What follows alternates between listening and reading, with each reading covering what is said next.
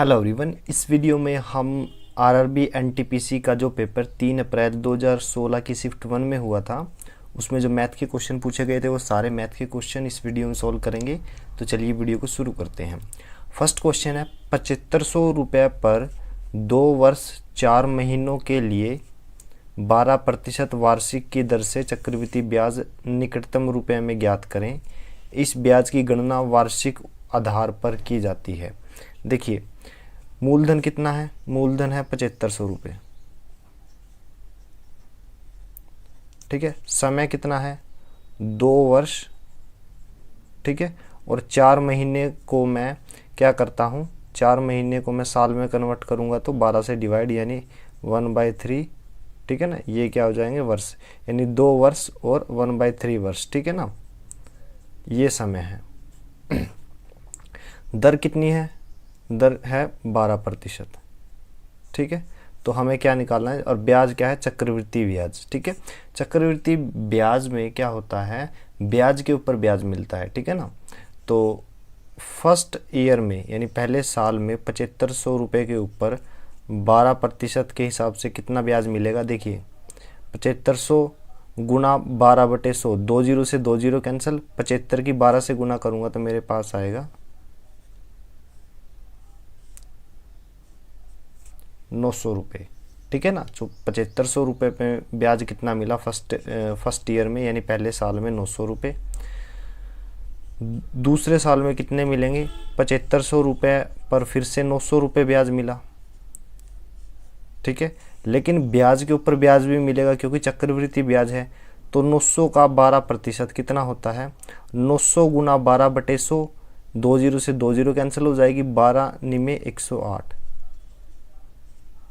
ठीक है, ये तो हो गया पहले 2 साल का ये ब्याज। ठीक है ना, अब बात करते हैं 4 महीने का। तो मैं क्या करता हूँ, तीसरे साल का यानी पूरे 12 महीने का ब्याज निकाल लेता हूँ और फिर 3 से भाग कर दूंगा तो 4 महीने का आ जाएगा। तो मैं तीसरे साल का ब्याज निकाल रहा हूँ, कितना आएगा? 7500 के ऊपर 12% का ब्याज कितना है? 900 रुपये। फिर इस 900 के ऊपर कितना आएगा? 108 रुपये। फिर इस 900 के ऊपर कितना आएगा? 108 रुपये। ठीक है, और 108 रुपये के ऊपर कितना ब्याज आएगा? 12.96 रुपये। ठीक है, अब ये तो तीसरे साल का कंप्लीट का था, लेकिन मुझे तो 4 महीने का निकालना है। ठीक है, और ये निकालना कितने का है? 12 महीनों का। ठीक है, तो सारे ब्याज को, ये जो थर्ड लाइन में है, ये सारे ब्याज को मैं 3 से भाग कर दूं तो मुझे 4 महीने का ब्याज मिल जाएगा। तो मैं इसको 3 से भाग कर रहा हूं तो कितना आएगा? 300। ठीक है, इसको 3 से करूंगा तो 36। ठीक है ना, फिर इसको करूंगा 36 और इसको करूंगा तो 4.32। ठीक है, तो आपको इस 900 को, 108 को, फिर इस 900 को और इस 300 को, 36 को, 36 को और 4.32 को ऐड करना है। ऐड करके आपके पास ब्याज आएगा 2284 रुपये। तो ऑप्शन जो ए है वो सही आंसर है। आपको देखने में थोड़ा लेंथी लग रहा है, लेकिन प्रैक्टिस करोगे तो बहुत कम टाइम में आप इस क्वेश्चन को सोल्व कर पाओगे। नेक्स्ट क्वेश्चन है, एक व्यापारी अपने सामान पर क्रय मूल्य से 20% ज़्यादा अंकित करता है। यदि वह 5% की छूट देता है तो अंतिम प्राप्त लाभ का प्रतिशत कितना होगा? देखिए, मान लीजिए 100 रुपये जो क्या है क्रय मूल्य है। ठीक है, तो इसके ऊपर 20% का मतलब क्या है? 100 रुपये पे 20% का मतलब है 20 रुपये। तो 20% अधिक अंकित किया, यानी 100 रुपये का खरीद मूल्य था। ठीक है ना, एक सामान का, तो 120 रुपये उस पर क्या किया? अंकित मूल्य कर दिया। ठीक है ना, अंकित मूल्य। फिर क्या हुआ? जो अंकित मूल्य किया है उस पर 5% की छूट देता है। तो 120 रुपये पर 5% की छूट दी, तो 120 रुपये पर 5 रुपये की छूट कितनी होती है? 120 गुना 5 डिवाइड में 100। ठीक है ना, तो ये आता है 6 रुपये। तो 6 रुपये की छूट दी तो सेलिंग प्राइस क्या आ जाएगा, बेचा कितने में, 120 माइनस 6 114 रुपये में। तो हमसे पूछा है, ये आ गया सेलिंग प्राइस यानी विक्रय मूल्य। विक्रय मूल्य हमसे पूछा है अंतिम प्राप्त लाभ का प्रतिशत कितना होगा। एक वस्तु 100 रुपये में खरीदी थी, 114 रुपये में बेच दी, तो 14 रुपये का लाभ हुआ कितने रुपए पर, 100 रुपये पे। तो प्रॉफिट जो पूछा है, लाभ पूछा है प्रतिशत में, वो कितना आ गया, 14%। तो ऑप्शन जो बी है वो सही आंसर है। नेक्स्ट क्वेश्चन है 25 कुर्सियों का क्रय मूल्य 20 कुर्सियों के विक्रय मूल्य के बराबर है, प्रतिशत लाभ ज्ञात करें। अब देखिए 25 कुर्सियों का जो क्रय मूल्य है, क्रय मूल्य किसके बराबर है, 20 कुर्सियों के विक्रय मूल्य के बराबर।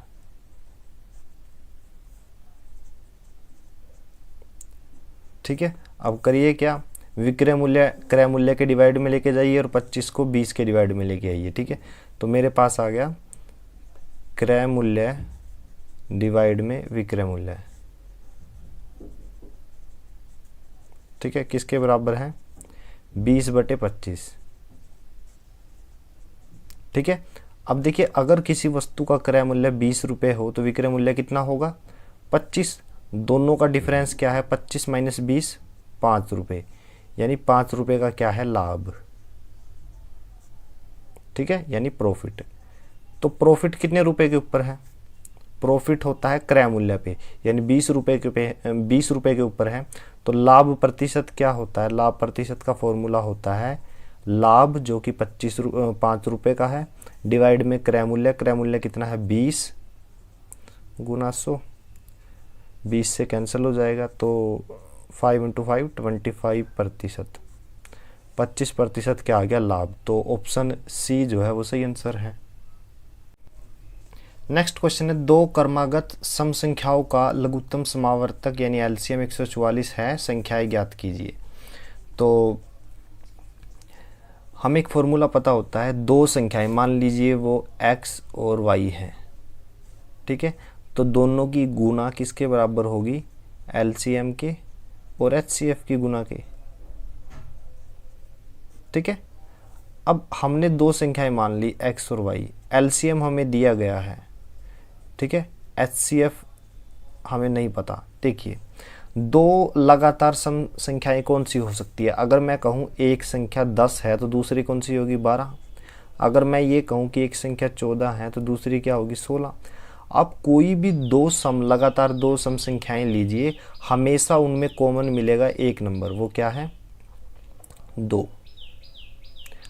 कोई भी ले सकते हो, इसमें भी 2 है। तो जो कॉमन होता है उसको बोलते हैं एचसीएफ, हाईएस्ट कॉमन फैक्टर। तो जब बात करते हैं दो क्रमागत सम संख्याओं की, क्रमागत मतलब क्रम में लगातार, तो उनका एचसीएफ हमेशा 2 होता है। ठीक है ना, तो दो संख्याएं जो हमने मानी थी x और y, इनकी गुना किसके बराबर आ जाएगी, 288 के, क्योंकि 144 गुना 2 288। अब दिए गए 4 ऑप्शन में से आप ये देखिए कि किन दो नंबर की गुना 288 है। तो ऑप्शन जो ए है वही हमारा सही आंसर है, क्योंकि अगर मैं ये डी ऑप्शन को देखूं, 20 और 20 400 होते हैं, लेकिन यहाँ तो 22 और 24 है, 400 से ऊपर संख्या आएगी, तो डी ऑप्शन तो वैसे ही गलत हो गया। अगर मैं बात करूँ सी ऑप्शन की, 18 दूनी 36 360, सी ऑप्शन भी गलत है। ठीक है, और ये 288 से कम आता है, तो बचा कौन सा, ऑप्शन ए। तो ऑप्शन ए हमारा सही आंसर है। नेक्स्ट क्वेश्चन है, 2 अंकों वाली संख्या के अंकों का योग 9 है, जब संख्या में 27 जोड़ा जाता है तो अंकों के स्थान आपस में बदल जाते हैं, संख्या ज्ञात कीजिए। देखिए पहले तो ये देखिए अंकों का जोड़ 9 9 किस में है, ऑप्शन से करते हैं इस क्वेश्चन को। 4 और 5 9, 3 और 6 9, 1 और 8 9 और 2 और 7 9। तो अब ए ऑप्शन से हम शुरू करते हैं, 45 में 27 जोड़िए। ठीक है, तो क्या आता है, 72। ठीक है, जबकि क्वेश्चन में कहा गया है कि 27 जोड़ने पर डिजिट का जो नंबर प्लेस है, स्थान है, वो बदल जाएगा। ठीक है ना, तो 45 का क्या होना चाहिए था, 54, लेकिन यहाँ पे तो 72 हो रहा है, तो ऑप्शन ए तो गलत हो गया। ठीक है ना, बी ऑप्शन लेके देखता हूँ, 36। ठीक है, 27 जोड़ के देखता हूँ तो क्या आता है 63। अब आप यहाँ पे बी ऑप्शन में देख सकते हो, जैसे ही मैंने 36 में 27 जोड़ा, 6 और 3 ने अपनी जगह चेंज कर ली, ठीक है ना। तो इसका मतलब बी ऑप्शन हमारा सही आंसर है। नेक्स्ट क्वेश्चन है, एक तार एक आयत के आकार में है। ये एक आयत है, ठीक है ना। तो बाउंड्री क्या है, एक वायर है, ठीक है ना। तो जिसकी लंबाई 42.7 है और चौड़ाई 21.8 है, ठीक है ना। तो इसका परिमाप क्या होगा, मतलब बाउंड्री की लेंथ कितनी होगी। ये लेंथ और ये लेंथ इक्वल है और ये लेंथ और ये लेंथ इक्वल है, तो इन दोनों को जोड़ दीजिए, 2 से मल्टीप्लाई कर देंगे फिर, ठीक है। तो परिमाप आ जाएगा। तो ट्वाइस ऑफ इन दोनों को जब जोड़ेंगे 21.8 और 42.7 को, तो मेरे पास आएगा 64.5, ठीक है ना। तो अब 64.5 को 2 से मल्टीप्लाई कीजिए तो मेरे पास आंसर आता है 129। तो एक आयत का परिमाप क्या हो गया, 129। अब इस वायर को मैंने क्या किया, एक वर्ग यानी स्क्वायर में कन्वर्ट कर लिया। ये स्क्वायर है, ठीक है। अब इसकी तो चारों लेंथ इक्वल है, ए ए ए ए, ठीक है। अब चूंकि लेंथ दोनों की बराबर है तो इसका परिमाप भी क्या होगा, 129 होगा, ठीक है। तो अगर वैसे वर्ग का परिमाप क्या होता है, चारों भुजाओं का जोड़ कर दीजिए, यानी 4a बराबर है 129। ए की वैल्यू क्या आएगी, 129 डिवाइड में 4, यह आ गया 32.25, ठीक है। तो ऑप्शन बी जो है वो सही आंसर है। नेक्स्ट क्वेश्चन है, 160 रुपये में 90 चॉकलेट बेचने पर एक चॉकलेट व्यापारी को 20% की हानि होती है। 20% का लाभ कमाने के लिए उसे 96 रुपये में कितने चॉकलेट बेचनी चाहिए। देखिए 160 रुपये में उसने कितने बेची, 160 रुपये में उसने बेच दी 90 चॉकलेट, ठीक है ना। तो 160 रुपये क्या आ जाएगा, सेलिंग प्राइस, मतलब विक्रय मूल्य। और जब उसने 160 रुपये में 90 चॉकलेट बेची तो उसे 20% की हानि हुई। 20% का मतलब क्या होता है, 20/100 यानी 1/5। यानी अगर 5 क्रय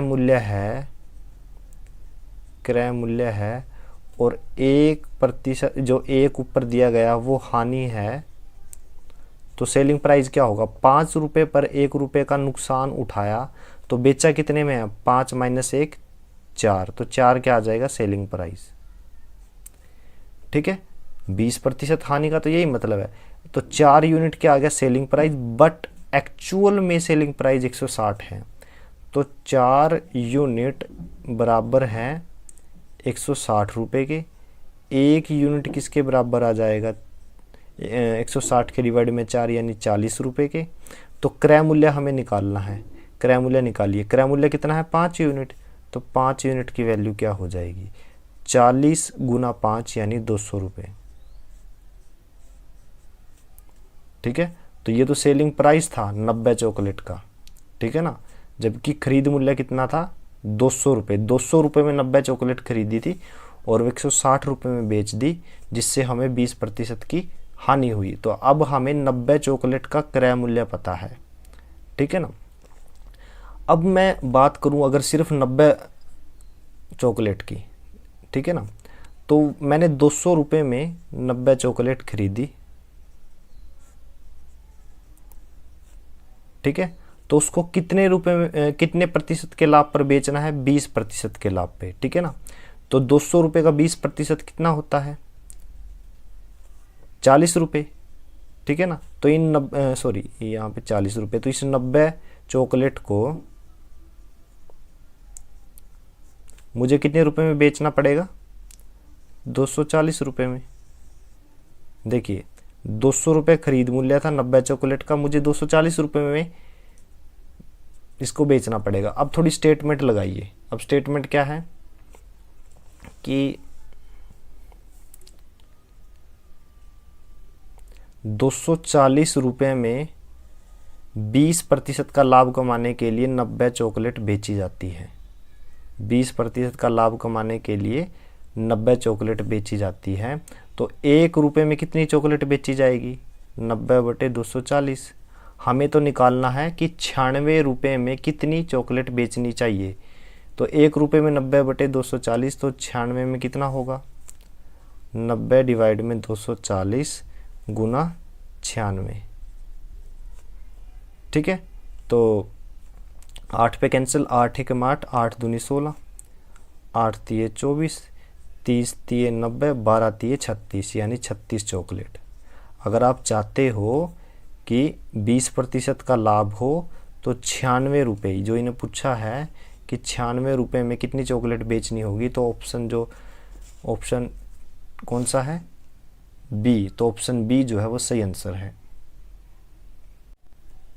नेक्स्ट क्वेश्चन है, 6 बढ़ई 16 दिनों में 96 खिड़कियां बनाते हैं। यदि 8 बढ़ई 4 दिनों तक काम करते हैं तो वे कितनी खिड़कियां बनाएंगे। देखिए यह टाइम एंड वर्क का क्वेश्चन है, तो इसमें एक फॉर्मूला होता है m1/h1 डिवाइड में w1 बराबर है m2h2/w1। ठीक है ना, सॉरी w2। m का मतलब है मैन पावर, h का मतलब होता है हावर मतलब टाइम, ठीक है, w का मतलब है वर्क। ठीक है ना, तो पहली कंडीशन में ये सब चीज़ें बराबर होती है, दूसरी कंडीशन में। ठीक है, तो अगर मैं यहाँ पे m1 की वैल्यू कितनी दी गई है, 6 बढ़ई, तो m1 की वैल्यू है 6। 6 बढ़इयों ने कितने दिन तक काम किया, 16 दिन तक, तो h1 की वैल्यू कितनी आ जाएगी, 16। और उन्होंने काम टोटल कितना किया है, 96 खिड़कियाँ बनाई हैं, तो w1 कितना है, 96 बराबर है m2। अब दूसरी कंडीशन में m2 कितना है, कितने बढ़ई हैं, 8। कितने दिनों तक काम कर रहे हैं, 4 दिनों तक। ठीक है, और हमें निकालना है वो कितनी खिड़कियां बनाएंगे, यानी w2 की वैल्यू निकालनी है। ठीक है, तो जो कैंसिल होता है कैंसिल कीजिए, 8 दूनी 16। ठीक है, और फिर ये 2 पे कैंसिल हो जाएगा 2, और फिर यहाँ पे 3 आएगा। ठीक है, तो ये 3 और 96 भी कैंसिल होगा, 3 तिये 9, 3 दूनी 6, w2 इधर जाएगा, 32 इधर जाएगा, तो यानी खिड़कियाँ कितनी बनी, w2 मतलब खिड़कियाँ कितनी बनी, 32। तो ऑप्शन जो डी है वो सही आंसर है। नेक्स्ट क्वेश्चन है, 5,000 रुपये पर 8% वार्षिक दर से 2 वर्ष के लिए दिए जाने वाले चक्रवृद्धि ब्याज और साधारण ब्याज के बीच का अंतर कितना है। देखिए डिफरेंस निकालना है, तो चक्रवृद्धि ब्याज तो वो होता है जिसमें ब्याज के ऊपर ब्याज लगे। ठीक है, और साधारण ब्याज वो होता है जो मूलधन के ऊपर अप्लाई हो और हर साल वो सेम रहता है। ठीक है ना, तो ये 5,000 रुपये है मूलधन, तो पहले साल में 5,000 रुपये के ऊपर 8% के हिसाब से कितने रुपए ब्याज लगेगा। देखिए अगर 5,000 और 5,000 को गुना कीजिए 8% से, तो 8/100% के बजाय मैंने 100 यूज़ किया, तो कितना आ जाएगा, 50 गुना 8 यानी 400 रुपये। ठीक है, तो पहले साल में साधारण ब्याज और चक्रवृद्धि ब्याज दोनों सेम है, वो है 400 रुपये। दूसरे साल में देखता हूँ मैं, 5,000 के ऊपर वही साधारण ब्याज 400 रुपये, लेकिन ब्याज के ऊपर भी ब्याज लगेगा। ठीक है ना, तो 400 का कितना हो गया, 8%, 32 रुपये हो गया। ठीक है, तो दूसरे साल में ये टोटल कितना मिला, 432 रुपये चक्रवृद्धि ब्याज। ठीक है, तो हमसे पूछा है साधारण ब्याज और चक्रवृद्धि ब्याज का अंतर ज्ञात कीजिए। देखिए अगर मैं पूरा की बात करूं, 832 तो है चक्रवृद्धि ब्याज, और साधारण ब्याज की बात करूं तो इस ब्याज को काट दीजिए, 400 और 400 क्या है, साधारण ब्याज। जब कभी भी दोनों का अंतर पूछा जाए तो इन टर्म को क्या करिए आप, कैंसिल। तो ये जो टर्म बची यही हमारा डिफरेंस होता है। तो पूछा था चक्रवृद्धि ब्याज और साधारण ब्याज के बीच का अंतर ज्ञात कीजिए, तो वो क्या है, 32। तो option B is the right answer. Next question है, किसी त्रिभुज का एक कोण 55 डिग्री है, यदि अन्य दोनों कोणों का अनुपात 9:16 है तो दोनों कोणों का माप याद कीजिए। देखिए एक त्रिभुज में तीनों कोणों का योग कितना होता है, 180। ठीक है, और एक कोण 55 का है, तो दो कोण कितने के हुए। ठीक है, तो बचे हुए दो कोण कितने के हुए, 180 - 55, यानी जो बचे हुए दो कोण हैं वो 185 25 डिग्री के हैं, ठीक है ना। अब दोनों कोणों का अनुपात, मान लीजिए वो कोण ए और बी हैं, उनका अनुपात कितना दिया हुआ है, 9:16। मैंने इन्हीं एंगल्स को यूनिट में मान लिया, तो ए एंगल कितना है, 9 यूनिट, और बी एंगल है 16 यूनिट। दोनों का जोड़ कितना आ जाएगा, 16 और 9 25 यूनिट। तो यहां से तो एंगल का जोड़ कितना आया, 25 यूनिट, बट एक्चुअल में कितना है, 125। तो एक यूनिट की वैल्यू कितनी आ जाएगी, 5।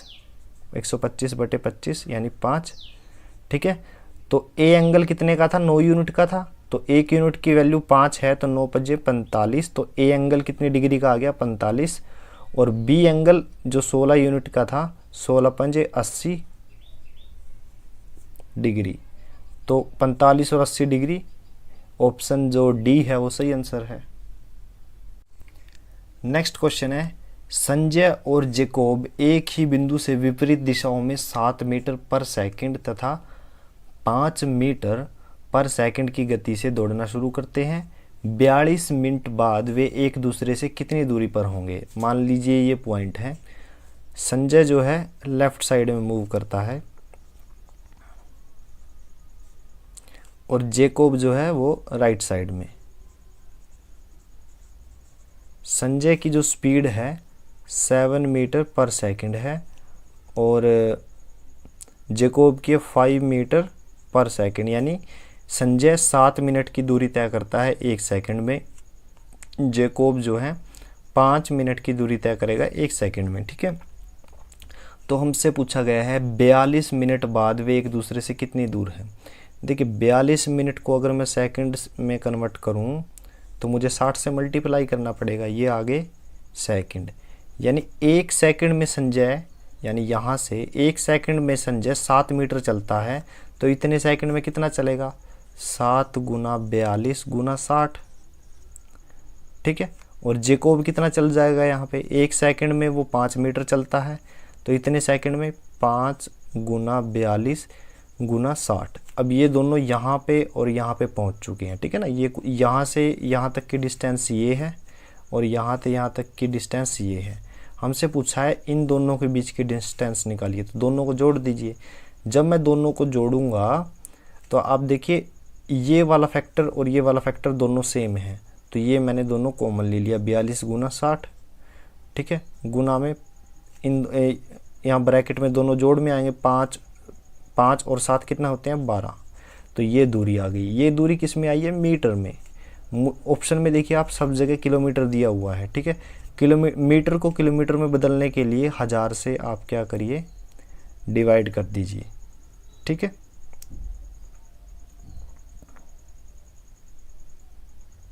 तो जब आप 1000 से डिवाइड करोगे तो आपके पास क्या आंसर आएगा, 0 से 0 कैंसिल।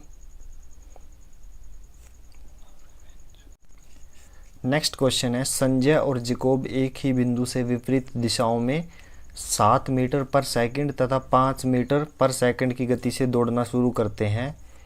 42 मिनट बाद वे एक दूसरे से कितनी दूर होंगे। मान लीजिए ये पॉइंट है, लेफ्ट साइड में जाता है संजय, ठीक है, और उसकी गति कितनी दी हुई है, 7 मीटर पर सेकंड, यानी 7 मीटर की दूरी तय करता है 1 सेकंड में। और फिर क्या है, राइट हैंड साइड में जेकोब, ये क्या करता है, 5 मीटर की दूरी तय करता है 1 सेकंड में, ठीक है। 42 मिनट बाद वे एक दूसरे से कितने दूर होंगे। तो 42 मिनट को सेकंड में कन्वर्ट कीजिए तो कितना हो जाएगा, 60 से गुना करना पड़ेगा, तो ये आ जाएगा सेकंड, ठीक है ना। संजय 1 सेकंड में 7 मीटर की दूरी तय करता है, तो इतने सेकंड में कितना करेगा, 7 × 42 × 60। और जेकोब कितना करेगा, 5 × 42 × 60, ठीक है। अब इसने इस डायरेक्शन में इतनी दूरी तय की और जेकोब ने राइट डायरेक्शन में इतनी दूरी तय की, दोनों को क्या करिए, जोड़ दिए, ठीक है ना, दोनों को जोड़ दीजिए। तो जोड़ने पर क्या आएगा, अब ये फैक्टर तो कॉमन है, तो 42 × 60 × 5 और 7 12, तो ये आ जाएगी मीटर में दूरी, ठीक है ना। लेकिन हमें तो किलोमीटर में निकालनी है, तो मीटर को किलोमीटर में कैसे कन्वर्ट करोगे, 1000 से डिवाइड कर दीजिए। तो 0 से 0 कैंसिल, 42 को 6 से और 12 से गुना करोगे तो आपके पास आएगा 3024 और डिवाइड में 100 था तो मेरे पास आ गया 30.24 किलोमीटर। तो ऑप्शन जो ए है वो सही आंसर है। नेक्स्ट क्वेश्चन है 45 रुपये वर्ग मीटर की दर से एक 65 डेसीमीटर गुना 30 डेसीमीटर वाले कमरे को ढकने की लागत ज्ञात कीजिए। देखिए 1 मीटर स्क्वायर यानी 1 वर्ग मीटर का जो कॉस्ट है वो कितना है, 45 रुपये। ठीक है, तो आप ये देखिए कि 1 डेसीमीटर होता किसके बराबर है, 1 डेसीमीटर होता है मीटर का 10वां हिस्सा। ठीक है, या फिर लिख सकते हो आप 0.1 मीटर। ठीक है, तो 65 डेसीमीटर किसके इक्वल होगा, ठीक है, 0.1 से मल्टीप्लाई कर दीजिए 6.5 मीटर, और 30 डेसीमीटर किसके इक्वल होगा, 3 मीटर के। ठीक है ना, तो आप इनको मल्टीप्लाई करोगे तो आपके पास एरिया आ जाएगा। तो 6.5 into 3 that is equal to 19.5 metre square. ठीक है ना, ये आ गया एरिया। ठीक है ना, अब इस एरिया कितना है 19.5, 1 मीटर स्क्वायर का खर्चा कितना है 45, टोटल कॉस्ट कितना आएगा 45 गुना 19.5, तो हमारे पास आंसर आ गया 877.50 रुपये। ठीक है, तो option A is the right answer. Next question है 2 बिंदुओं ए और बी की बीच की दूरी 50 किलोमीटर प्रति घंटा की गति से 5.5 घंटों में तय की गई। यदि गति 5 किलोमीटर प्रति घंटा और बढ़ा दी जाए तो कितना समय बचाया जा सकता है। अब देखिए यहाँ पे ए और बी की जो दूरी है वो कितनी है, ए और बी की जो दूरी है वो कितनी है, कैसे पता लगाएंगे, गति किसके इक्वल होती है, गति का फॉर्मूला होता है दूरी बटे समय। ठीक है, अगर मुझे समय और गति का पता है तो मैं दूरी निकाल सकता हूँ। गति कितनी है 50 किलोमीटर प्रति घंटा, तो 50 किलोमीटर प्रति घंटा गुना समय कितना है 5.5 घंटे, तो 5 घंटे तो 1 है, प्लस 30 मिनट को हावर में कन्वर्ट कर रहा हूँ तो 30 मिनट कितना होता है, आधा घंटा के बराबर। तो इसको जब मैं सोल्व करूँगा तो 5 दूनी 10 और 1 11, 11/2 घंटे आ गया। ठीक है ना, तो समय इधर जाके गुना होगा 11/2 घंटे। तो दूरी किलोमीटर में कितनी आएगी 25। ठीक है, 25 को 11 से मल्टीप्लाई करूँगा तो मेरे पास आएगा 275 किलोमीटर। तो दूरी क्या आ गई 275, यानी ए से बी के बीच की दूरी क्या है 275 किलोमीटर। यदि गति 50 किलोमीटर प्रति घंटा और बढ़ा दी जाए तो कितना समय बचाया जा सकता है। अब शुरू में जो गति थी कितनी थी 50, अब 5 और बढ़ गई तो गति कितनी होगी 55। तो अब समय पूछ रहा है, तो समय की डेफिनेशन क्या है, समय को इस तरफ लेके जाइए, दूरी बटे गति, तो दूरी तो वही 275 रहेगी, गति कितनी हो जाएगी 50 के ऊपर अब 5 इंक्रीज हो गया यानी 55। तो 11 से कैंसिल कीजिए, 11 दूनी 22, 11 पंजे 55, 11 पंजे 55, फिर आएगा 5। तो समय कितना आ गया 5 घंटे। पहले कितना समय लग रहा था 5 घंटे 30 मिनट, अब कितना लग रहा है 5 घंटे। तो कितना समय बचाया गया है 30 मिनट। ठीक है ना, तो ऑप्शन जो डी है वो सही आंसर है। नेक्स्ट क्वेश्चन है एक्स वाई और जेड एक काम 18 दिनों में समाप्त करते हैं। ठीक है, तो लेफ्ट हैंड साइड में यूनिट वर्क है, तो एक्स वाई और जेड, ठीक है, एक काम को 18 दिन में ख़त्म करते हैं। राइट हैंड साइड में क्या है टोटल टाइम काम को करने के लिए, सेंटर में है टोटल वर्क कि काम कितना है। तो एक्स वाई जेड जो है वो 18 दिन में काम कंप्लीट करते हैं। काम की वैल्यू क्या है ये हमें नहीं पता। एक्स अकेला उसी काम को, यहाँ पे जो काम है उसी काम को 36 दिन में करता है। वाई अकेला इसी काम को, यहाँ पे काम है 60 दिनों में करता है। तो पता लगाना है जेड कितने दिन में करेगा। देखिए राइट हैंड साइड में 18, 36 और 60 दिए गए हैं। मैंने क्या किया, इन तीनों का एलसीएम ले लिया, ठीक है ना। तो एलसीएम क्या आया, 180। तो इसी को मैंने क्या मान लिया, टोटल वर्क। अब एक्स वाई जेड जो है 180 काम 18 दिन में करते हैं, तो एक दिन में तीनों कितना करेंगे, 180 के डिवाइड में 18 कर दीजिए, 10 यूनिट।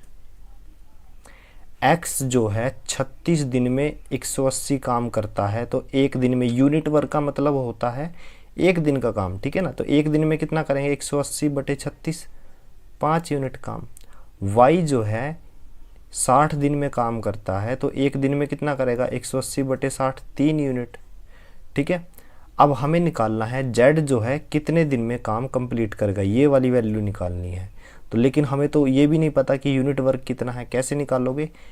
तीनों मिलके एक दिन में 10 यूनिट काम करते हैं। एक्स 5 यूनिट काम करता है और वाई 3, 5 और 3 8, तो जेड कितना करेगा, 2 यूनिट, ठीक है। अब टोटल काम कितना है, 180 यूनिट। एक दिन में जेड काम करता है 2 यूनिट, तो समय कितना लेगा, 180 बटे 2, 90 यूनिट, ठीक है ना, सॉरी 90 दिन। तो ऑप्शन जो बी है वो सही आंसर है। नेक्स्ट क्वेश्चन है, दो क्रमागत विषम संख्याओं का गुणनफल 399 है, इनमें से छोटी संख्या ज्ञात कीजिए। देखिए क्रमागत विषम संख्याएं, जैसे मान लीजिए एक 11 है, तो इससे नेक्स्ट क्रमागत कौन सी रहेगी, 13, फिर उससे आगे 15, फिर 17, ठीक है ना। तो इनमें से छोटी संख्या ज्ञात कीजिए। अब छोटी संख्या या तो 17 है, 19 है, 21 है, 23 है, तो इनमें से कोई एक सही है। तो सबसे पहले ध्यान दीजिए कि गुणनफल कितना है, 399, जो लगभग 400 के इक्वल है। तो मान लीजिए जो 17 है वो हमारी क्या है, संख्या है, छोटी संख्या है, तो इससे नेक्स्ट संख्या कौन सी होगी, 19। आप करिए क्या, इन दोनों का बीच की वैल्यू ले लीजिए। बीच की वैल्यू क्या रहेगी, 18, और 18 का स्क्वायर करके देखिए तो कितना आता है, 324। लेकिन हमारी तो गुणनफल 399 है, यहाँ पे 324 आया है, काफ़ी बड़ा डिफरेंस है। तो हमारा जो ए ऑप्शन था वो तो हो गया गलत। फिर मैं बात करता हूँ बी ऑप्शन की।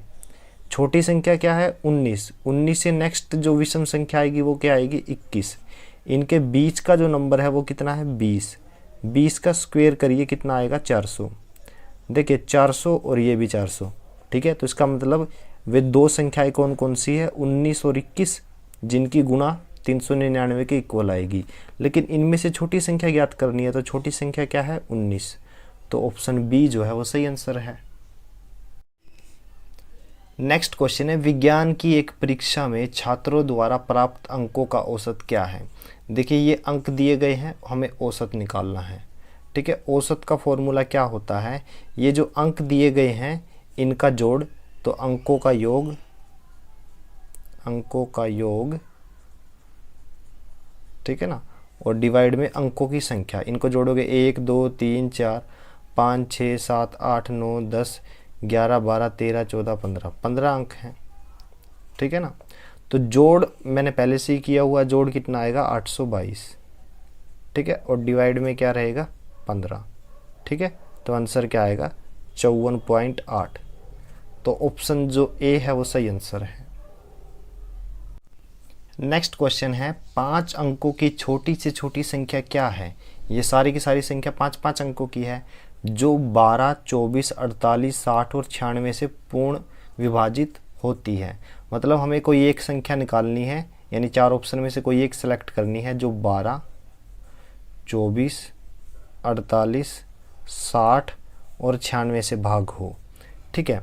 मैं 12 को ही सिलेक्ट करता हूँ। ये अगर कोई संख्या 12 से भाग हो रही है तो नेचुरली सी बात है कि वो 3 और 4 से भी भाग होगी, क्योंकि 12 के फैक्टर क्या हैं, 3 और 4, ठीक है। 4 तो एक इवन नंबर है। 3 पे ध्यान दीजिए, अगर कोई संख्या इन सभी नंबरों से भाग हो रही है तो वो 3 से भी भाग होगी, और 3 से अगर कोई संख्या भाग होती है तो उस संख्या के डिजिट का जोड़ भी 3 का मल्टीपल होना चाहिए। अब देखता हूँ मैं ए ऑप्शन को। ए ऑप्शन में कितनी संख्या है, ए 1000, ठीक है ना, 10,000 है। इनके डिजिट का जोड़ देखना, 00001 1 आ गया, क्या 1 3 से पूरी तरह से भाग होता है? नहीं होता, तो हमारा ए ऑप्शन गलत हो गया।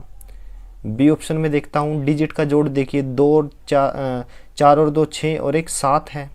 7 3 से भाग होता है? नहीं होता, तो बी ऑप्शन भी गलत है। सी ऑप्शन की बात करता हूँ, डिजिट का जोड़ देखिए, 1 और 1 2 और 6 8। क्या 8 3 से भाग होता है? नहीं होता, तो सी ऑप्शन भी गलत है। डी की मैं बात करता हूँ, 1 और 8 कितना होता है? 9। 9 को 3 से भाग करिए तो मेरे पास आता है 3। तो मतलब यही इकलौती ऐसी संख्या है जो 3 से भी भाग होती है। ठीक है, तो आगे की कंडीशन चेक करने की ज़रूरत नहीं है ये वाली कि इन पे भाग होती है या नहीं, 3 से ही हमें पता चल गया। तो ऑप्शन जो डी है वो सही आंसर है। नेक्स्ट क्वेश्चन है, जय और जोई की आयु का अनुपात 5:2 है। यानी ये जय है, ये जोई है। ठीक है, उनकी आयु का अनुपात कितना है? 5:2। ठीक है, मैंने मान लिया जय की आयु क्या है? 5 यूनिट। अनुपात के जो नंबर थे उन्हीं को मैंने उनकी एज मान लिया, और जोई की एज है 2 यूनिट। दोनों का जोड़ कितना होगा? एज का जोड़ 5 और 2 7 यूनिट। ठीक है, ये किसके इक्वल है? ये इक्वल है, एक्चुअल में जोड़ दिया हुआ 63 वर्ष। तो 1 यूनिट की वैल्यू क्या आ जाएगी? 9। ठीक है ना, 7 डिवाइड में चला गया। तो जय की क्या एज आई? जय की एज थी 5 यूनिट, 9 से मल्टीप्लाई कर दीजिए, 45 वर्ष। और जोए की एज कितनी आई? 9 दूनी 18, तो 18 वर्ष। तो दोनों की एज हमें पता चल गई। अब हमसे पूछा है 9 वर्ष बाद उनकी आयु क्या होगी, तो 9 वर्ष जोड़ दीजिए यहाँ पे। तो इसकी एज क्या रही? 54 वर्ष। ठीक है, जय की। और जोए में 9 साल जोड़ेंगे तो ये कितना हो गया? 18 और 9 27। ठीक है ना, ये 27 वर्ष है और ये 54 वर्ष है। तो 27 दूनी 54। तो रेशो क्या रहा? तो जय और जोई की एज का रेशो 2:1 रहा। तो हमारा जो बी ऑप्शन है वो सही आंसर है। नेक्स्ट क्वेश्चन है, अब्दुल ने 42 लीटर दवा तैयार की और इसे 280 मिलीलीटर की प्रत्येक बोतल में भर दिया। कुल कितनी बोतलों की आवश्यकता होगी? अब देखिए, 280 मिलीलीटर को लीटर में कन्वर्ट करने के लिए क्या करेंगे? 1000 से डिवाइड करेंगे। तो 280 मिलीलीटर किसके बराबर आ जाएगा? 1000 से डिवाइड कर दीजिए, यानी 28/100। 1 0 से 1 0 कैंसिल हो गई थी। ठीक है ना, तो 28/100 लीटर, ये लीटर में कन्वर्ट हो गया, लीटर दवा भरी जाती है एक बोतल में। ठीक है, तो 1 लीटर दवा कितनी बोतलों में भरी जाएगी? तो ये डिवाइड में आ जाएगा, 28 डिवाइड में 100, तो 100 ऊपर चला जाएगा इतनी बोतलों में। तो हमसे पूछा है 42 लीटर जो दवा है वो कितनी बोतलों में भरी जाएगी। तो इसके लिए 100 डिवाइड में 28 गुना 42। ठीक है ना, तो 7 पे कैंसिल होगा, 7 चौक 28। ठीक है, 7 छिक 42, फिर 4 से 25, 25 छिका 150। ठीक है ना, तो ऑप्शन जो सी है वो सही आंसर है। 20वां क्वेश्चन है, निम्नलिखित तालिका 6 विषयों में 4 छात्रों के प्रतिशत अंकों को दर्शाती है।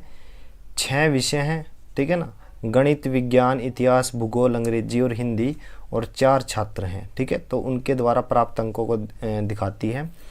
ठीक है, अब हमें क्वेश्चन क्या पूछा गया है? भूगोल और इतिहास में छात्रों द्वारा प्राप्त औसत अंक हैं। तो औसत अंक पूछे हैं किसमें? भूगोल में। तो पहले मैं भूगोल का निकालता हूँ। औसत कैसे निकालोगे? जितने अंक प्राप्त किए उनका जोड़ बटे जो अंक हैं उनकी संख्या। ठीक है ना, तो भूगोल की बात हो रही है, तो भूगोल कहाँ पे है? यहाँ पे। ठीक है, तो अंक कितने हैं? 68, 65, 69 और 70, यानी 68, 65, 69 और 70। ठीक है, और नंबर कितने हैं? 1 2 3 4, 4 से डिवाइड कर दीजिए। ठीक है, तो जोड़ कितना आएगा? 272 डिवाइड में 4, तो हमारे पास आ गया 68। ये है भूगोल का एवरेज। अब किसका पूछा है? इतिहास का। इतिहास कहाँ पे है? ये रहा। तो नंबर कितने हैं? 65, 75, 70 और 65, ठीक है ना। 65, 75, 70, 65, ठीक है। और कितने नंबर हो गए? 1 2 3 4, 4 से डिवाइड, तो जोड़ आएगा 275 डिवाइड में 4, तो ये आ गया 68.75। तो ऑप्शन में देखिए आप 68 किस किस में है? 68 भूगोल का और इतिहास का क्या है? 68.75, ठीक है ना। तो सी ऑप्शन हमारा सही आंसर है। नेक्स्ट क्वेश्चन है, विज्ञान में प्राप्त कुल अंक गणित की तुलना में कितने अधिक हैं? तो विज्ञान के अंक कितने हैं? विज्ञान के अंक हैं 80, 85, 88 और 87, ठीक है। सबको जोड़ोगे तो आपके पास आएगा 340, ठीक है ना। और फिर बात करते हैं गणित की।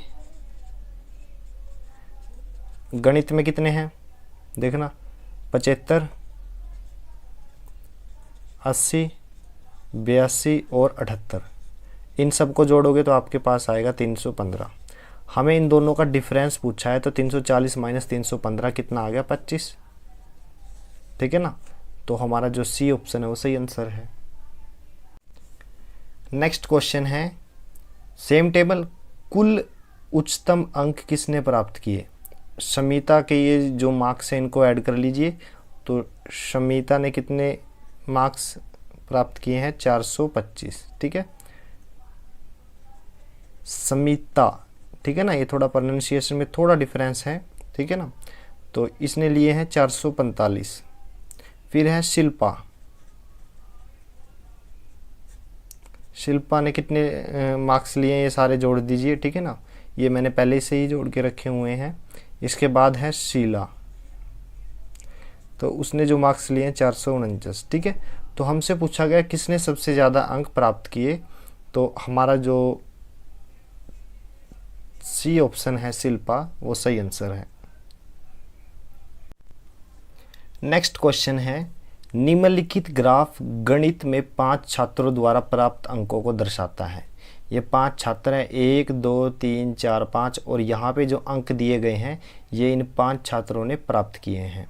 तो क्वेश्चन क्या है, छात्र 3 और 5 ने छात्र 4 और 1 से कितने ज़्यादा अंक प्राप्त किए? तो छात्र 3 ने कितने अंक लिए हैं? छात्र जो 3 है उसने कितने अंक लिए हैं? देखिए 3 ने अंक लिए हैं 10, और 5 ने कितने लिए हैं? 5 ने अंक लिए हैं 7। तो 3 और 5 ने मिलकर टोटल कितने मार्क्स लिए? 10 और 7 17, ठीक है। अब बात करते हैं 4 और 1 की। 4 ने अंक लिए हैं कितने? 6, और 1 ने अंक कितने लिए हैं? 1 ने अंक लिए हैं 8। तो टोटल कितने हो गए? 14। हमसे इन दोनों का डिफरेंस निकालने के लिए पूछा गया है, मतलब कितने अंक ज़्यादा लिए 3 और 5 ने, ठीक है। तो 4 और 1 ने 14, 3 और 5 ने 17, तो 3 अंक ज़्यादा हैं, ठीक है। तो option C is the right answer. Next question है, cos theta plus sine theta बराबर है एम के, secant theta plus cosecant theta बराबर है एन के, तो एम बाई एन का मान ज्ञात कीजिए। तो कोस थीटा प्लस साइन थीटा तो किसके इक्वल दिया हुआ है? एम के। आप इसको देखिए, सीकेंड थीटा किसके इक्वल होता है? 1 बाई कोस थीटा के, प्लस कोसिकेंड थीटा किसके इक्वल होता है? 1 बाई साइन थीटा के। किसके इक्वल आ गया ये? एन के। एलसीएम ले लीजिए, तो एलसीएम क्या आया है यहाँ पे? साइन थीटा कोस थीटा, ठीक है। कोस थीटा से cos theta cancel, sine theta यहाँ पे आ जाएगा, ठीक है, प्लस साइन थीटा से साइन थीटा कैंसिल, यहाँ पे क्या आएगा? Cos theta. ये किसके इक्वल है? एन के, ठीक है। अब ये वाली जो वैल्यू है न्यूमिनेटर में, इसकी वैल्यू एक्चुअल में कितनी दी हुई है? कोस थीटा और साइन थीटा की एम की, तो यहाँ पे मैं एम लिख सकता हूँ। तो इस इक्वेशन को मैं दोबारा लिख रहा हूँ, यहाँ पे लिखा है मैंने एम, ठीक है, वो किसके बराबर है, एन, और डिवाइड में क्या था ये वाला साइन थीटा और कोस थीटा। हमसे पूछा क्या गया है, m बाई एन की वैल्यू निकालिए। देखिए ये n डिवाइड में चला जाएगा और ये वाली टर्म राइट हैंड साइड में चली जाएगी, तो m बाई एन किसके इक्वल आ गया, sine theta into cos theta के। ठीक है, ये हमारा आंसर आ गया। तो sine theta cos theta option B जो है वो सही आंसर है। नेक्स्ट क्वेश्चन है, y इक्वल है 2x माइनस 1 डिवाइड में x प्लस 3 और y की वैल्यू 1 दी गई है, तो x का मान ज्ञात कीजिए। Very easy question. y की वैल्यू क्या पुट की मैंने, 1। राइट हैंड साइड में क्या है, 2x माइनस 1 डिवाइड में x प्लस 3। ये जो डिनोमिनेटर की टर्म है इसको मैं लेफ्ट हैंड साइड में लेके जा रहा हूँ। ठीक है, तो x plus 3 is equal to 2x minus 1। ठीक है, ये x को राइट हैंड साइड में लेके जाओ और माइनस के 1 को लेफ्ट हैंड साइड में। जब ये माइनस का 1 लेफ्ट हैंड साइड में आएगा तो ये प्लस का हो जाएगा, तो 3 और 1 4। और जब ये x पॉजिटिव था राइट हैंड साइड में जाएगा तो नेगेटिव में हो जाएगा, 2x माइनस x कितना आ जाएगा, x। तो हमें x की वैल्यू निकालनी थी, वो क्या आ गई, 4। तो हमारा जो ए ऑप्शन है वो सही आंसर है। नेक्स्ट क्वेश्चन है, यदि x इक्वल है 7 माइनस 4 रूट 3 के, तो root x plus 1 by root X का मान ज्ञात कीजिए। देखिए ये क्वेश्चन करने के लिए इससे पहले अलजेब्रा में मैं इसी टाइप के काफ़ी क्वेश्चन करवा चुका हूँ। ठीक है ना, काफ़ी इजी क्वेश्चन है। ठीक है ना, तो x की वैल्यू क्या दी हुई है, 7 माइनस 4 रूट 3। ठीक है, मैं क्या करता हूँ, रूट x को y मान लेता हूँ। तो इसका मतलब हमें किसकी वैल्यू निकालनी है, यहाँ पे y रखिए, y प्लस 1 बाई वाई की वैल्यू निकालनी है। ठीक है, और ये क्या आ गया, रूट x की वैल्यू y है, दोनों तरफ स्क्वेयर करूंगा तो x की वैल्यू क्या आएगी, y स्क्वेयर। ठीक है, तो y स्क्वेयर की वैल्यू क्या दी गई है, अब y square is equal to 7 minus 4 root 3। ठीक है, अब करिए क्या, अगर आप इसका इन्वर्स निकालना चाहते हो डायरेक्टली तो उसके लिए कैसे करोगे, तो ये क्या है, एक वेरिएबल है पूरा का पूरा। ठीक है ना, तो आप इसकी जो दोनों टर्म दी गई है उसका स्क्वेयर कर दीजिए। 7 का स्क्वेयर 49 और इसका स्क्वेयर करूंगा तो मेरे पास आएगा 48, क्योंकि 4 का स्क्वेयर कितना होता है, 16, और रूट 3 का स्क्वेयर होता है 3। 16 3 48। अगर दोनों का डिफरेंस 1 हो तो आप इसका इन्वर्स डायरेक्टली निकाल सकते हो। तो ये हो गया इन्वर्स यानी उल्टा। उसकी वैल्यू क्या रहेगी, यही वैल्यू रहेगी, जस्ट साइन चेंज कीजिए बीच का। ठीक है, दोनों इक्वेशन को जोड़ दीजिए, तो y square plus 1 by y square किसके इक्वल आ जाएगा, दोनों टर्म को मैं जोड़ूंगा तो ये टर्म और ये टर्म तो कैंसिल हो जाएगी, क्योंकि साइन क्या है, अपोजिट है। 7 और 7 जुड़ जाएगा, कितना आया, 14।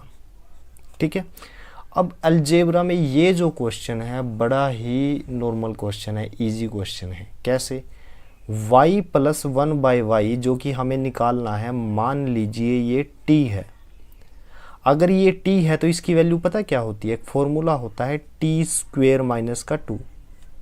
अगर ये वैल्यू t है तो इसकी वैल्यू क्या होती है, t स्क्वेयर माइनस 2, बट ये तो 14 दी गई हुई है।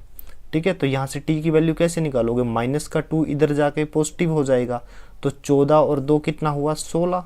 किसके इक्वल है, t स्क्वेयर के, स्क्वेयर रूट बोथ साइड।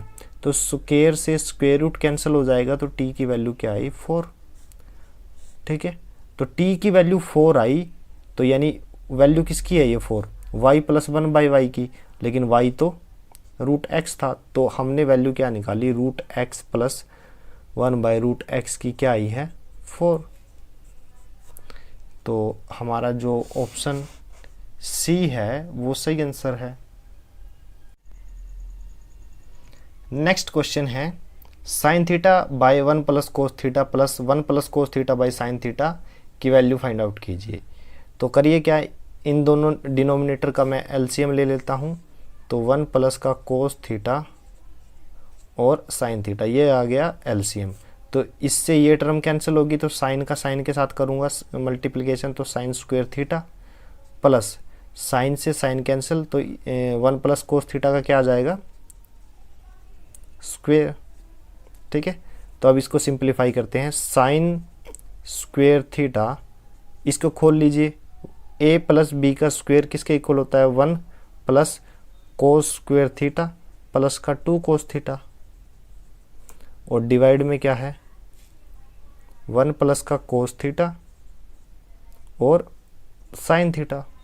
ठीक है, अब देखिए साइन स्क्वेयर थीटा और कोस स्क्वेयर थीटा की वैल्यू 1 होती है, तो इन दोनों की जगह मैंने क्या रख लिया 1, 1 और 1 2, 2, ठीक है, प्लस 2 कोस थीटा, और डिवाइड में क्या है 1 प्लस का कोस थीटा और साइन थीटा। अब यहाँ से मैंने क्या किया 2 कॉमन ले लिया, 2 कॉमन लिया तो 1 प्लस का कोस थीटा, डिवाइड में 1 प्लस का cos theta into sine theta. 1 plus cos theta से 1 प्लस कोस थीटा कैंसिल, तो आंसर क्या आया 2 by sine theta. 2 by sine theta यानी ऑप्शन सी जो है वो सही आंसर है। नेक्स्ट क्वेश्चन है, एक व्यक्ति की आय नीचे दी गई पाई चार्ट द्वारा दर्शाई गई है। यदि उसकी कुल आय 3,60,000 रुपये है तो उसके दूसरे सप्ताह की आय ज्ञात कीजिए। देखिए 3,60,000 रुपये क्या है उसकी आय है। ठीक है, तो सेकंड वीक में उसने कितनी, यहाँ से यहाँ तक जो आय है वो एंगल में दी गई है। देखिए पूरे सर्कल का जो एंगल होता है वो 360 डिग्री होता है। ठीक है, लेकिन सेकंड वीक में कितने डिग्री का एंगल बन रहा है 120 डिग्री। तो 120 डिग्री टोटल इनकम का कितना भाग है 12 3 36 यानी 1/3। तो टोटल इनकम का 1/3 जो है उसने सेकंड वीक में कमाया। ठीक है, तो टोटल इनकम है 3,36,000, 1/3 से मल्टीप्लाई कर दीजिए तो 1,20,000 रुपये हमारा आंसर आ गया। तो ऑप्शन जो बी है वो सही आंसर है। नेक्स्ट क्वेश्चन है 9/13 भाग 18/26 भाग 90/52 को सोल्व कीजिए। ठीक है ना, सरल कीजिए। तो 9/13 बोर्डमास के रूल के अनुसार पहले क्या होती है डिवीज़न। ठीक है ना, हालांकि ये तो ब्रैकेट है, ब्रैकेट तो दी नहीं हुई। ठीक है ना, पहले सोल्व होती है डिवीज़न यानी भाग, फिर मल्टीप्लिकेशन, फिर एडिशन और उसके बाद सब्ट्रैक्शन। ठीक है ना, तो फिर क्या आएगा 18/26, फिर भाग है 90/52। तो पहले मैं इन दो को सोल्व कर लेता हूँ। ठीक है ना, मैं लेफ़्ट साइड से चल रहा हूँ, तो ये भाग है, गुना में कन्वर्ट करूँगा तो यहाँ पे गुना का निशान आएगा तो संख्या उलट जाएगी। 9/13 गुना में 26 ऊपर आ जाएगा और 18 नीचे। ठीक है, फिर भाग 90/52। अब मैं इन दोनों को सोल्व नहीं कर सकता, क्यों? क्योंकि एक गुना का निशान है, एक भाग का, भाग को पहले सोल्व करना पड़ेगा। ठीक है ना, तो पहले मैं इन दो संख्याओं को सोल्व करता हूँ। तो 9/13 गुना 26/18 गुना में कन्वर्ट करूँगा तो संख्या बदल जाएगी 52/90। ठीक है, अब काट लीजिए। 13 दूनी 26, 2 पे कैंसिल होगा 9, 9 से 9 कैंसिल, 2 पे काटिए 26 और यहाँ पे कितना आ जाएगा 45। तो हमारा जो 26/45 है वो सही आंसर है। तो ऑप्शन सी जो है वो सही आंसर है। नेक्स्ट क्वेश्चन है, ये इक्वेशन दी गई है और हमें इसको सोल्व करना है। ठीक है, तो रूल क्या है बोर्ड मास। ठीक है ना, मतलब ब्रैकेट ये ऑफ। ठीक है ना, अब ब्रैकेट भी सबसे छोटी ब्रैकेट, फिर थोड़ी बड़ी और फिर सबसे बड़ी। ठीक है ना, ये ब्रैकेट होती है। तो ऑफ का सिंबल तो नहीं है तो इस पे ध्यान नहीं दीजिए। डिवीज़न का मतलब भाग, मल्टीप्लिकेशन मतलब गुना, और ए का मतलब एडिशन यानी जमा, और एस का मतलब सब्ट्रैक्शन यानी घटा। तो हमें इसके ऊपर इक्वेशन के ऊपर ध्यान देना है। तो 12 माइनस का बड़ी ब्रैकेट 26, फिर बीच की ब्रैकेट बोल देते हैं इसको मिडल ब्रैकेट, 6 माइनस 3 सबसे छोटी ब्रैकेट। तो पहले सबसे छोटी ब्रैकेट सोल्व करेंगे तो 6 माइनस 3 कितना आ जाएगा 3। तो ये जो बीच की ब्रैकेट है, ठीक है, इसके अंदर कितना है 2 जमा 5 गुना 3 है। तो गुना पहले सोल्व होती है, देखिए एडिशन से पहले तो गुना सोल्व होती है, ठीक है ना। तो 5 3 15 और 2 17, ठीक है। अब मैं इक्वेशन दोबारा लिख रहा हूँ, 26 माइनस का ये ब्रैकेट सोल्व करके कितना आया है 17, फिर कितना आ गया 12, 26 माइनस 17 कितना होता है 9, ठीक है। तो 12 माइनस 9 कितना होता है 3। तो हमारा जो बी ऑप्शन है वो सही आंसर है। नेक्स्ट क्वेश्चन है -4.6 इंटू -4.6 डिवाइडेड बाई -4.6 प्लस 0.6। तो सबसे पहले क्या होती है भाग, फिर गुना, फिर एडिशन और फिर सब्ट्रैक्शन। लेकिन इन सब से पहले क्या सॉल्व होती है ब्रैकेट। रूल होता है ना बोर्ड मास, ठीक है ना, मतलब ब्रैकेट, डिवीजन, मल्टीप्लिकेशन, एडिशन और सब्ट्रैक्शन। ऑफ भी होता है लेकिन दिया नहीं हुआ इस इक्वेशन में, ठीक है। तो माइनस का 4.6 इंटू माइनस का 4.6 डिवीजन का सिंबल। अब देखिए ये ब्रैकेट के अंदर है तो ब्रैकेट की संख्या को सबसे पहले सोल्व करेंगे तो कितना आएगा -4.6 प्लस 0.6, तो माइनस का 4 आंसर आ जाएगा, ठीक है। अब गुना और भाग में पहले भाग सोल्व होगी तो माइनस का 4.6 गुना माइनस का 4.6, भाग को गुना में कन्वर्ट करेंगे तो ये संख्या बदल जाएगी। माइनस से माइनस कैंसिल, 2 पे कैंसिल कीजिए 2 आएगा, यहाँ पे 2 पे कैंसिल कीजिए 2.3 आएगा, यहाँ पे 2 पे कैंसिल कीजिए 2.3। 23 का ये अभी 23 है यानी 2.3 है, यहाँ भी 2.3 है, तो इनका जो स्क्वायर करोगे यानी 2 बार आ गया तो स्क्वायर करना पड़ेगा, वो कितना होता है 529। लेकिन एक एक दशमलव है तो 2 अंक छोड़ के दशमलव और ये माइनस का निशान, तो हमारा आंसर आ गया माइनस का 5.29, ठीक है ना। तो ऑप्शन जो ए है वो सही आंसर है। नेक्स्ट क्वेश्चन है 4.5 मीटर कपड़े का मूल्य इतना दिया हुआ है, ठीक है ना। तो हमें 1 मीटर कपड़े का मूल्य ज्ञात करना है। पहले 4.5 को कन्वर्ट कीजिए, 4.5 को मैं कन्वर्ट करता हूँ 2 चौके 8 और 1 9, 9/2 में, ठीक है। इतना मीटर कपड़ा है और यहाँ पे इसको करता हूँ 4 की 60 के साथ 240 और 3 जोड़ दीजिए यानी 243/4 रुपये, ठीक है ना। इतने मीटर कपड़े का मूल्य इतना है तो 1 मीटर कपड़े का मूल्य कितना होगा, 243/4 को इससे भाग कर दीजिए 9/2 से, 2 पे कैंसिल, ठीक है। और ये कितने पे कैंसिल होगा 3 पे, तो 3 8 24, 3 एकम 3, फिर 3 से 27, तो 27/2 कितना आ जाएगा 13 सही 1/2, ठीक है ना। 13 सही 1/2 यानी 13.5 रुपये। तो ऑप्शन जो बी है वो सही आंसर है।